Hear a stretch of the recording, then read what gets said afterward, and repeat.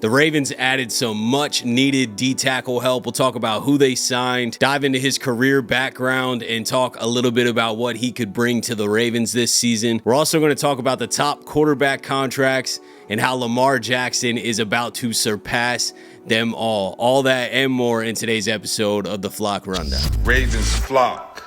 The Flock Rundown is the place to be. Motionless brainwaves attempt to swim their way to sense, can't tame the untamed. What's up, Ravens fans? My name is Ryan, and welcome back to another episode of the Flock Rundown. So the Ravens needed some D-tackle help after Michael Pierce retired. You know, he drafted Peebles. He's a smaller D-tackle, good for rushing the passer. They needed some run-stuffing D-tackle ability and experience, and they got that. They signed John Jenkins, veteran D-tackle. He's 6'3", 326 pounds. He was drafted in the third round in 2013. Started his career with the New Orleans Saints, played for them for 4 years, then went to Seattle, Chicago, New York Giants, Miami, back to Chicago, Miami for 2 years, and then the last 2 years he was on Las Vegas. I made a video last week talking about some D-tackle options, and John Jenkins was actually the first guy on this list. Now, he's a bit older. He's 35 right now, but he'll turn 36 in July. So when the season kicks off, he's going to be 36 years old. I don't think the Ravens are bringing in him to get a ton of minutes. You know, obviously we got Matabike, we got Travis Jones, we got Broderick Washington. I think this is needed depth. I don't know if he's going to step in and play as much as Michael Pierce. I think we're going to see Travis Jones get more of those minutes and play more of a role than he did last year even. But this depth was needed, and he brings a lot of experience to the table and has been productive even in recent years. He's not getting a ton of sacks, but he's brought in to stuff the run, and he's still putting up some numbers. He's still clogging the middle of the field, and I think he's going to be a good run stopper for us. A true big body nose tackle that can get in there and clog some lanes and make it difficult for opposing teams to run on us. I think that's exactly the role that he's going to fill. If you look at the Ravens depth chart, they really didn't have anyone at nose tackle behind Travis Jones. You know, you got Broderick Washington, you got Matabike, you got Aeneas Peebles, and then there's CJ Ravenel and some practice squad guys. But this John Jenkins signing is an important depth piece. It's kind of equivalent to the Noteboom signing when we needed that swing tackle depth.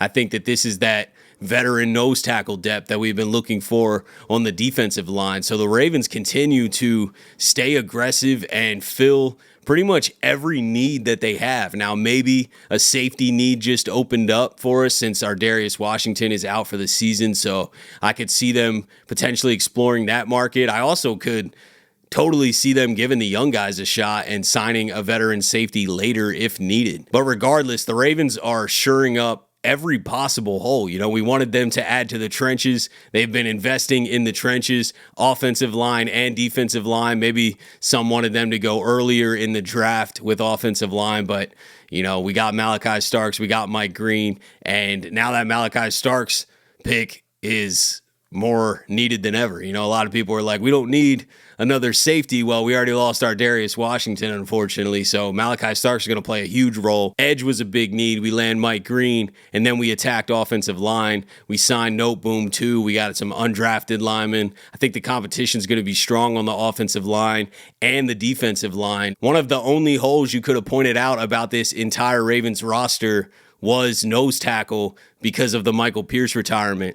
And I think the Ravens, I don't think John Jenkins is Michael Pierce. I think it might be a little bit of a step down. You know, he is 36 years old. This is not a guy who's going to be out there the entire game. But in early downs or short yardage situations, goal line situations, I feel like John Jenkins is going to play a role in helping to stop the run. And the Ravens love big body nose tackles. So we knew that they were looking for one. There was a list of free agents that were still out there, and John Jenkins honestly was at the top of that list. So I'm glad that they got this done. I think he's got another year left in the tank. It probably didn't cost much. I haven't seen the contract numbers, but I would imagine this is for the vet minimum. So this is a low risk move to fill a position of need. Now, I do think that this probably hurts some of the undrafted free agent guys. I know Nash isn't there anymore, but a guy like Jason Jones, it's going to be even harder to make the team. I was looking at nose tackle as one of those undrafted free agent positions where a guy really had a chance to make the roster, and that just got a lot harder with bringing in John Jenkins, but not impossible. And there's still, a linebacker position, I think, that maybe somebody could end up making the roster. It's going to be the toughest roster battle in Ravens history, most likely. It is going to be insanely hard to make the 53, but competition's beautiful for the team. So I think that the Ravens are doing everything they can to fill up all these roster holes. So welcome to Baltimore, John Jenkins. Can't wait to see you out there shutting some run games down. Moving on to some other NFL news that does impact the Ravens and their extensions coming up. Brock Purdy just cashed out. 5-year, $265 million contract extension. He's getting $181 million in total guarantees. This now makes Brock Purdy the 7th highest paid quarterback, at least on a yearly average. We got Dak Prescott at $60 million, and then Joe Burrow, Josh Allen, Jordan Love, Trevor Lawrence, all at $55 million. Two is at $53.1, and then Brock Purdy and Jared Goff both at $53 million. And you probably noticed who's not in the top 8 of highest paid quarterbacks, and that's Lamar Jackson. So that extension is coming soon. Definitely could come this offseason. If not this offseason, 1,000% coming next offseason, because his cap hit balloons to $74 million. Also $74 million the following year. So there is a 0% chance the Ravens are paying $74 million on the salary cap. So I know they're getting a Lamar extension done.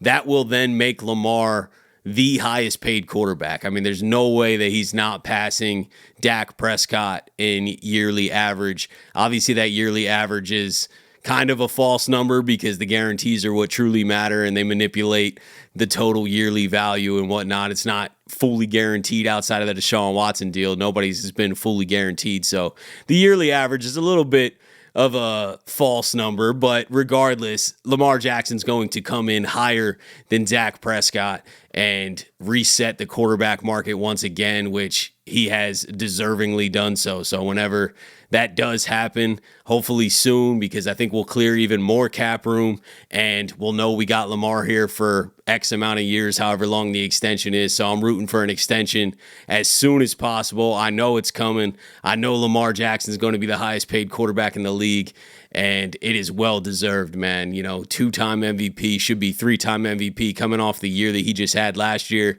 He deserves to be the highest paid quarterback and then some. And another guy who I know is getting an extension soon, and I believe will probably come first and will be this offseason, is Tyler Linderbaum.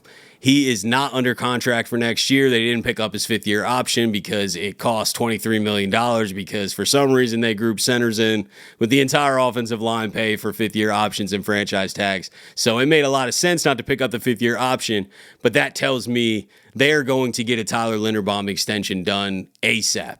The Lamar Jackson extension is probably just as important because they can't afford a $74 million cap hit next year, but Tyler Linderbaum's not on the team next year. So I think there's pressing extensions for both of these guys. They could let it linger into next offseason. There's a little bit of a gap between the end of the season and when free agency starts. So, they got the Ronnie deal done a few weeks or a week before free agency. So you could see something like that with Tyler Linderbaum, but I don't think so, man. I think that Linderbaum extension is coming any day now, to be honest with you. The Lamar Jackson one's probably a little bit more complicated to get the numbers down.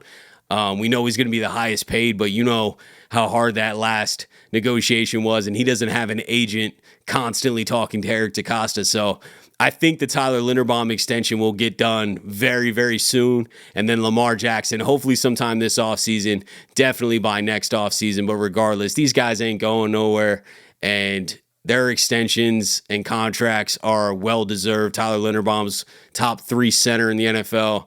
Lamar Jackson's the best quarterback in the NFL, in my opinion, and he's going to be paid like it's soon. So look out for those. But that's it for today, guys. Just really wanted to come on here, talk about the new John Jenkins signing. I think that's super important to round out this roster, and this roster's pretty complete. But let me know what your guys' thoughts are on that signing and just the roster overall.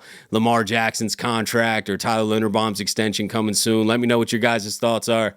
Appreciate you, as always, for tuning in to another episode of the Flock Rundown. Have a beautiful rest of your day, and I'll let the greatest linebacker in the history of the game take us out. Ravens Flock. The Flock Rundown is the place to be. My man Ryan has been a lifelong Ravens fan since he was born. The Flock Rundown.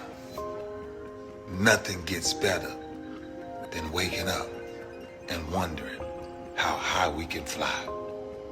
Tune in. Motionless brainwaves attempt to swim their way to sense, can't tame the untamed.